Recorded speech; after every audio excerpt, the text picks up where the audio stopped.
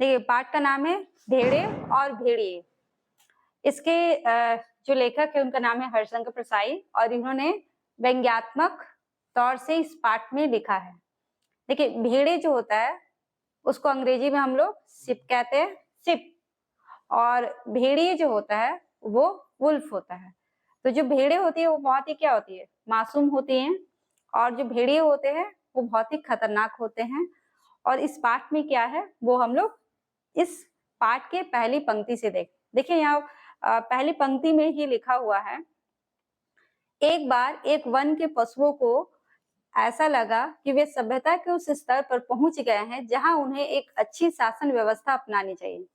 देखिए यहाँ पर कहने का अर्थ ये है, सभ्यता अर्थात सिविलाइजेशन। जैसे हम लोग क्या है, हम लोग सभ्य है ना, हम ऐसा थोड़ी है कि हम लोग किसी जंगल में रहते हैं। लेकिन यहाँ जिस सभ्यता की बात हो रही है वहां बात भेड़े और भेड़िए की हो रहा है। तो जंगल में जितने भी जानवर थे वो इतने सभ्य हो गए हैं कि उन्हें लगता है कि उनके यहाँ भी जैसे हमारे यहाँ क्या होता है, शासन व्यवस्था चलता है ना, कि किस तरह से नेता को चुना जाता है, फिर वो हमारे पूरे देश को चलाते हैं। ठीक वैसे ही यहाँ इस पाठ में भी जो जंगली जानवर है, जिसमें आपका भेड़े भेड़िए ये लोग जहाँ रहते हैं वहां शासन व्यवस्था लाने की बात की जा रही है। और एक मत से यह तय हो गया कि वन प्रदेश में प्रजातंत्र की स्थापना हो। देखिए क्या कहा जा रहा है कि एक मत से जितने भी वन के पशु थे उनके अनुसार से यहाँ पर क्या हो गया कि वन प्रदेश में क्या कहा गया कि वहां क्या होने वाला है, वहां पर शासन व्यवस्था जो है वो लागू होगा। पशु समाज में इस क्रांतिकारी परिवर्तन से हर्ष की लहर दौड़ गई। देखिए यहाँ पर हर्ष की लहर दौड़ने का अर्थ ये है, देखिए जंगल में क्या होता है कि जो भेड़े होते हैं या छोटे छोटे जो पशु होते हैं उनको क्या करते हैं, जो बड़े बड़े पशु हैं वो खा जाते हैं। लेकिन उनके यहाँ पर भी अगर प्रजातंत्र आ जाएगा, प्रजातंत्र नहीं आपका लोकतंत्र कहा जाए, जहाँ पर सभी समान तौर से रहेंगे तो कोई उनको खाएगा नहीं। और जिसकी वजह से यहाँ पर जितने भी पशु समाज है उनमें क्या है कि हर्ष की लहर दौड़ती है कि सुख समृद्धि और सुरक्षा का स्वर्ण युग अब आया और वह आया। कहने का अर्थ यह है कि जब सभी समान तौर से रहेंगे तो सभी के पास क्या आएगा, सुख समृद्धि आएगा। जैसे देखिए जिस समय राजा का शासन होता था तो उस समय सिर्फ राजा ही राज्य करता था, उसका ही हुक्म चलता था। वैसे ही जंगल में भी है, जंगल में क्या है कि शेर है तो वो किसी भी जानवर को खा जाता है। लेकिन अगर जैसे हमारे यहाँ क्या होता है कि राजा का शासन नहीं चलता है, हम अपने नेता को चुनते हैं और वो फिर देश को चलाता है। ठीक वैसे इनके यहाँ पर भी चुनाव होने वाला है जिसमें कि ये अपने नेता को चुनेंगे और जिसमें फिर ये तय होगा कि कोई जानवर किसी को भी इसी तरह से नहीं खा सकता है, चाहे वो शेर ही क्यों ना हो। आगे के पैराग्राफ में देखिए, जिन वन प्रदेश में हमारी कहानी ने चरण धरे उसमें भेड़े बहुत थी। अभी इस पाठ में बताया जा रहा है कि जिस वन प्रदेश, क्योंकि यहाँ पर भेड़े और भेड़िए के बारे में बताया जा रहा है, तो जहां पर ये चुनाव चल रहा है तो वहां पर क्या था कि भेड़े जो थी उनकी संख्या क्या थी, ज्यादा थी। भेड़े अर्थात सिप जो मासूम होती है, कोमल होती है, निहायत देखिए बुक में बताया गया है, निहायत नेक ईमानदार कोमल विनयी दयालु निर्दोष पशु जो घास तक को फूक फूक कर खाता है। और ये जो भेड़े हैं ऐसा नहीं है कि दूसरे पशुओं को खा जाते हैं, ये क्या करते हैं कि अगर घास को भी खाते हैं ना तो उसको भी बहुत ही फूक फूक कर खाते हैं। फूक फूक कर खाने का अर्थ ये है कि ये बहुत ही मासूम होते हैं, ठीक है, ये किसी जानवर को खाने नहीं जाते हैं। भेड़ों ने सोचा कि अब हमारा भय दूर हो जाएगा। अब हमारा भय दूर हो जाएगा कहने का अर्थ ये है कि जब ये अपने नेता को चुनेंगे, शासन व्यवस्था लाने की बात की गई ना, जब अपने नेता को चुनेंगे तो क्या होगा कि इनके यहाँ कोई भी बड़ा जानवर छोटे जानवर को खाएगा नहीं। तो ऐसे में इनके अंदर क्या होगा, भय दूर होगा। हम अपने प्रतिनिधियों से कानून बनवाएंगे। अब जितने भी कहा पहले ही बताया जा चुका है कि यहाँ पर भेड़े जो है उनकी जनसंख्या क्या है, ज्यादा है। जब उनकी जनसंख्या ज्यादा है तो जब वोटिंग होगा तो उसमें भेड़े ही जीतेंगी और भेड़े उसी इंसान को, इंसान नहीं यहाँ पर जानवर है, तो उसी प्रतिनिधि को चुनेगी जो उनके अनुसार सही होगा। तो राज किसका चलेगा? भेड़ों का ही चलेगा। तो यहाँ लाइन में बताया जा रहा है कि हम अपने प्रतिनिधियों से कानून बनवाएंगे कि जीवधारी किसी को ना सताएं, ना मारे। अब ये लोग जो भेड़े हैं ये कानून क्या बनाएंगे? कानून ये बनाएंगे कि कोई भी जीवधारी जीव जंतु क्या करे, किसी को सताएगा नहीं और किसी को मारेगा नहीं। कहने का अर्थ है कि जो बड़े बड़े जानवर है वो छोटे जानवरों को खा नहीं पाएंगे, सब जिए और जीने दे। यहाँ पर वो इस नियम को लाकर क्या करना चाहते हैं कि सब जिए और दूसरों को भी जीने दे। अब बड़े जानवर है वो छोटे जानवरों को आकर खा जाते हैं, तो वो एक तरह से उनका जीवन तो खत्म हो जाता है ना। शांति, स्नेह, बंधुत्व और सहयोग पर समाज आधारित हो। यहाँ पर बताया जा रहा है कि ये चाहते हैं कि ये ऐसा समाज बने वन प्रदेश में ही, वन प्रदेश अर्थात जंगल में ही, जहाँ पर शांति हो, सब एक दूसरे के साथ प्रेम भाव से रहे, बंधुत्व अर्थात भाईचारे के साथ रहे और सहयोग पर समाज आधारित हो। इधर भेड़ियों ने सोचा, अब देखिए भेड़े जो है बोलो तो जीत जाएंगी क्योंकि उनकी संख्या ज्यादा है। अब यहाँ पर समस्या किसको हो रही है?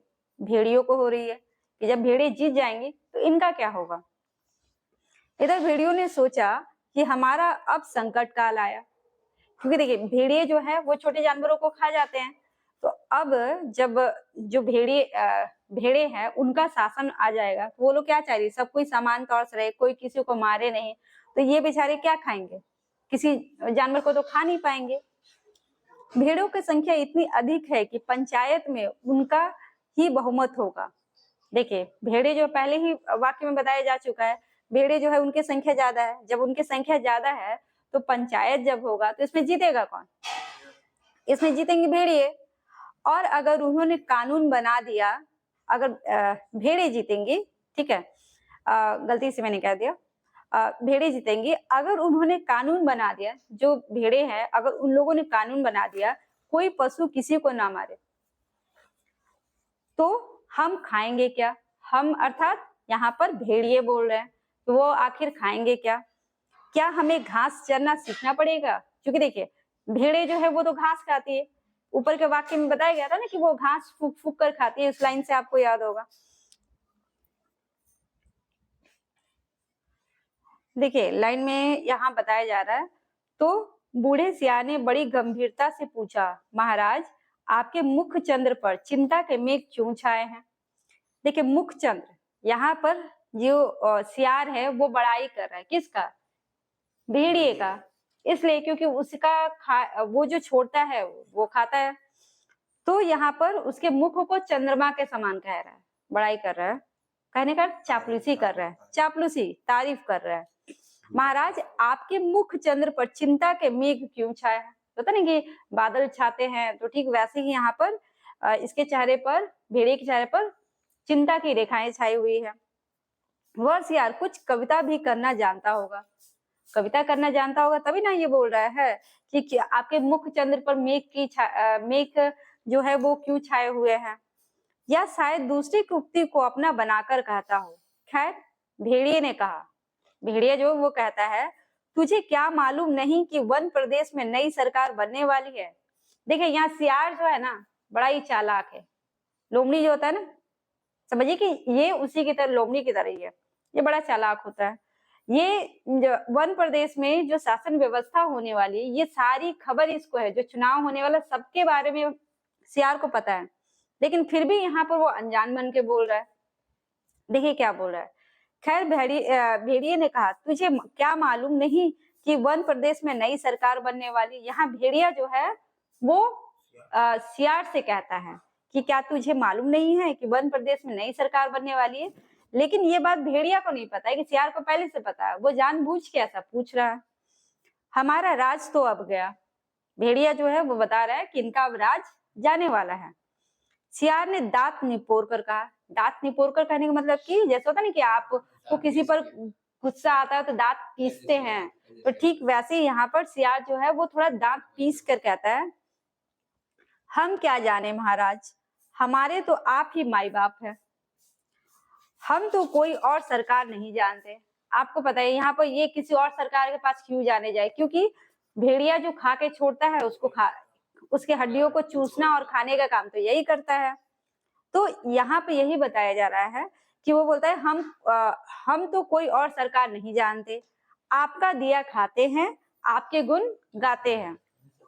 भेड़िए ने कहा, मगर अब समय ऐसा आ रहा है कि सूखी हड्डियां भी चबाने को नहीं मिलेगी। देखिए भेड़िया जो है ऐसा क्यों कह रहा है? भेड़िया ऐसा इसलिए कह रहा है क्योंकि अब इसको पता है कि जो भेड़े हैं उनका शासन आने वाला है। उनका शासन आने का मतलब कि वो लोग लागू कर देंगे, कोई किसी को खाएगा नहीं।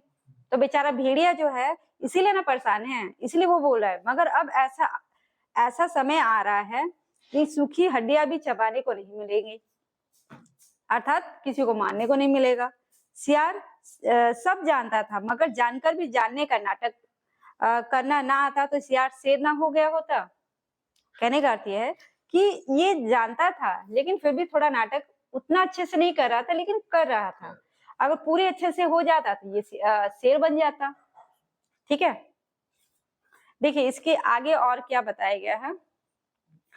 आखिर भेड़िए ने वन प्रदेश को पंचायत के चुनाव की बात बूढ़े सियार को समझाई।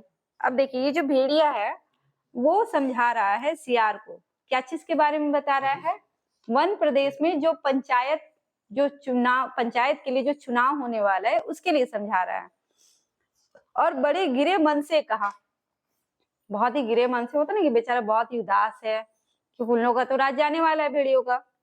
चुनाव अब पास आता जा रहा है। चुनाव क्या हो रहा है? बहुत नजदीक आ रहा है, पास आ रहा है। अब यहाँ से भागने के सिवा कोई चारा नहीं है, क्योंकि भेड़े तो जीत ही जाएंगे। क्योंकि वोटिंग जब होगा तो जो भेड़े हैं उनकी संख्या ज्यादा है और जो भेड़िए उनकी संख्या कम है। पर जाए भी कहाँ? लेकिन जो भेड़िया है वो कहता है हम जाए तो जाए कहाँ? सियार ने कहा, मालिक सरकार में भर्ती हो जाइए। भेड़िए ने कहा, अरे वहां भी शेर और रीछ को तो ले लेते हैं, होता ना कि सरकार के यहाँ चले जाइए। पर हम इतने बदनाम हैं कि हमें वहां पर भी कोई नहीं पूछता। अब भेड़िया तो ऐसे ही बदनाम होता है ना, वो इंसान तक को भी खा जाता है। तो हाँ, तो सियार ने खूब सोचकर कहा। सियार जो है वो बहुत सोच रहा है। ठीक है, सोचने के बाद क्या आता है, अजायब घर में चले जाइए। अजायब घर, चिड़ियाघर में चले जाइए। भेड़िए ने कहा, अरे वहां भी जगह नहीं है, सुना है वहां तो आदमी रखे जाने लगे हैं। पता नहीं कि सर्कस होता है तो शेर को भी रखा जाता है और इंसान भी तो सर्कस करके दिखाता है ना। तो बोल रहा है वहां भी अब आदमी रखे जाने लगे हैं। बूढ़ा सियार अब ध्यान मग्न हो गया, होता नहीं कि बहुत एकदम ध्यान लगा के सोचना कि क्या करे, कैसे बचाए भेड़िए को, ध्यान मग्न हो गया।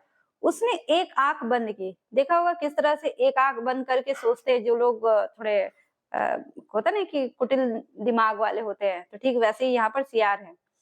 थोड़ा एक आंख बंद की, नीचे के ओठ को ऊपर के दांत से दबाया और एक टक आकाश की तरफ देखने लगा।